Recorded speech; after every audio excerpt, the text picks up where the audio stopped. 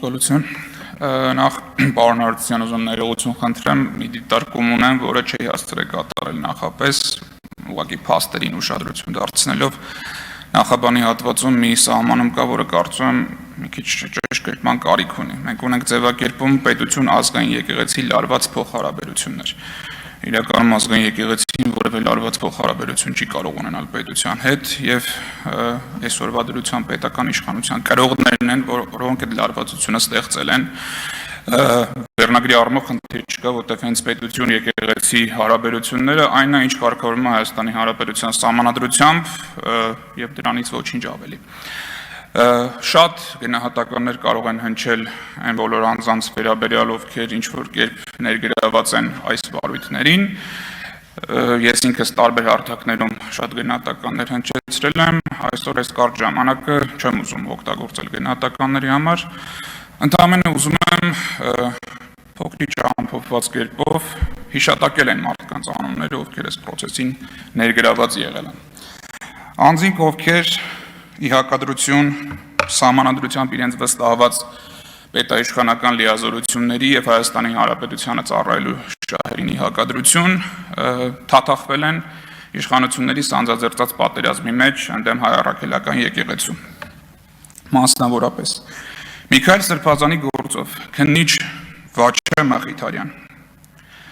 դատախազ Սաշիկ Ավետիսյան ասում են աշխատանքից ազատվել է։ Հանրային մեղադրող դատախազ Արման Բաղդասարյան աշխատանքից ազատվել է, ներկայումս ունի փաստաբանի արտոնակիր եւ հարգելի գործընկերներ, կարծում եմ մենք չափազանց գրկաբաց ենք ընդունում փաստաբանական համայնքում այնպիսի անձանց, ովքեր արդարադատության դեմ ոտնձգություններ են կատարում։ Դատախազ Վահան Հարությունյան Արագածոտնի թեմի գործերով քննիչներ տարբեր պաշտոնատար, ովքեր ինչպես նշեց նաև նախորդ ելույթ ունեցողը պարոն հարգելի պարոն Դանելյանը ուղղակի միջամտություն են իրականացնում եւ նաև պարոն Հարությունյանը նշեց ուղղակի միջամտություն են իրականացնում եկեղեցու գործունեությանը, խոչընդոտում են պատարակներ կամ ցանկանում են այդպիսի խոչընդոտներ ստեղծել։ Արագածոտնի թեմի գործով քննիչ Նազելի Սարգսյան նույն օրը մեկ քննիչը Արագածոտնի թեմի բոլոր քահանաների նույն ժամին կանչել է իր մոտ հարցաքննության։ Բնականաբար նույնիսկ ձևական չեմ փորձել պատրանք ստեղծել, որ բաժնի բոլոր քննիչներն են ցանկանում անձանց հարցաքննել մի օրում, որտեղ դա կարևոր է։ Այս մարդը բնականաբար հասկանում է, որ ստորագրելով այսպիսի ծանոթագրերի տակ նաև չի բացառում, որ ստորագրել է իր մեղադրական եզրակացության տակ։ Քննիչ Մարիա Գրիգորյան, քննիչ Դավիթ Դավթյան, քննիչ Արմեն Խաչատրյան, քննիչ Գրիգոր Թամոյան, քննիչ Արտուր Այվազյան, քննիչ Լևոն Քաջազնունի, ունեն տարբեր պաշտոններ, բաժնի քննիչից մինչև բաժնի պետ, պետի տեղակալ, վարչության պետ, վարչության պետի տեղակալ։ Հսկող դատախազներ Հայկ Ավետյան, Տիգրան Մուրադյան, Ամենայն հայոց կաթողիկոսի նկատմամբ եւ 6 հոգեվորականների նկատմամբ, Գերագույն հոգևոր խորհրդի անդամ 6 հոգեվորականների նկատմամբ վարույթ իրականացնող պաշտոնատար անձինք։ Քննիչ Արա Ավակյան, այս քննիչը նաեւ Արշակ Խաչատրյանի, arczepiskopos Արշակ Խաչատրյանի գործով ներգրաված քննիչն է։ Դատախազ Խաչատուր Գալստյան։ Նաև մոռացա նշել Միքայել Սրբազանի գործով դատախազ Արգամ Դալաքյանին, ինչպես նաև Բագրատ Սրբազանի եւ մյուս 17 արդարների գործով քննիչ Գրիգոր Մանոյանին,